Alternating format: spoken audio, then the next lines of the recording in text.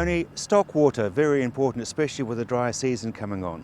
Yes, I mean it's certainly getting to that time of year when we start looking at stock water and ensuring that you are set up for the coming summer.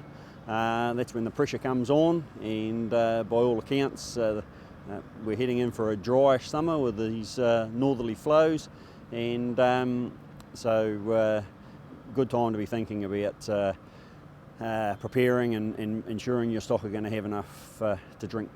There's a pretty big swing away from open water races to troughs now. Yeah, all of a sudden water's become very valuable, and the average raced system in Canterbury anyway, the losses through the bottom of it are just getting unsustainable. A lot of the schemes are losing up to a third of the water that goes in, are not getting to the stock. So definitely looking at piping all of those schemes, and that has the benefit, of course, of capturing the height. Not everybody knows, but Canterbury Plains from the foothills, dead flat, right across, 330 metres of fall to the sea. So we can capture that as soon as you put it in a pipe, and generally provide a gravity, a pumpless system to get the water to the troughs. Where do you get the water from as the main source? There's all sorts of options. We've got wells are the most common right throughout the Canterbury Plains. Usually you can drill a well and get enough water for stock. And then when you get up into the hills, we have copious springs and creeks and other areas that you can capture some water, put in basic filtering, and ensure that your stock have got a good quality drinking water. Filtering? Yes, usually if it's coming out of a stream or dam or something, there's the wind blows sticks and leaves and all sorts of stuff in that can cause a few problems to the valves in the troughs. So you'll put in some screening to keep that out. Can you make it go uphill? We'll add a bit of energy, and we can certainly go uphill, and our pipes are capable of taking water vertically 250 metres up, is about the limit for a standard pipe at the moment. So we can definitely pump to an elevation in a single pump of about 250 metres. Tony, you've talked about Canterbury, but what about the rest of the nation? Absolutely. We've got factories both here in Tynwald and in Hamilton, so we cover the whole country.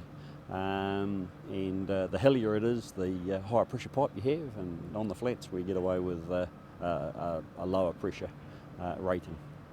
Now, hot, dry weather and frosts, both extremes, is black, is that a problem?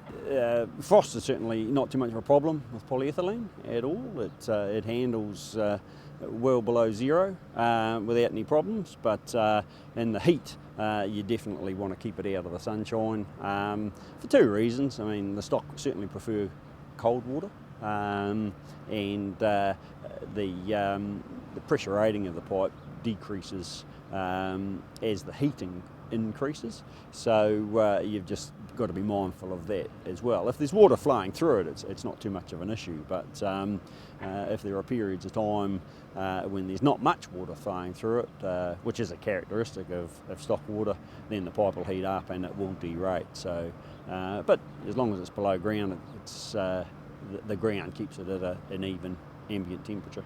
Now, what about people who want to put things such as animal health remedies or anti-bloat or something like that into the system? Absolutely. It's almost a standard now that dairy farms have injectors that put in bloat material and minerals and animal health remedies. So that is just the norm now, and the pipes are quite capable of handling all of those materials. Availability? Well, as you can see probably from this shot, we've got the odd coil lying around. The odd bit around, and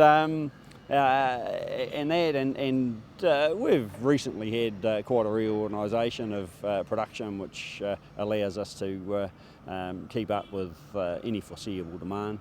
So I guess you get it into the ground by using a mole plough? The most common way is to mole plough. Yes, right up to 100 mil now. There's people with mole ploughs that'll handle 110 millimetre pipe, and that just makes it more economic to get in the ground rather than digging a trench. And of course, it doesn't leak. No, very seldom do we ever have a leak in a piece of pipe. And it's quite robust. It can handle the stones and bits and pieces. So, and with this pipe, of course, you only got one join every 200 metres generally. So, not too many issues or worries about leaks.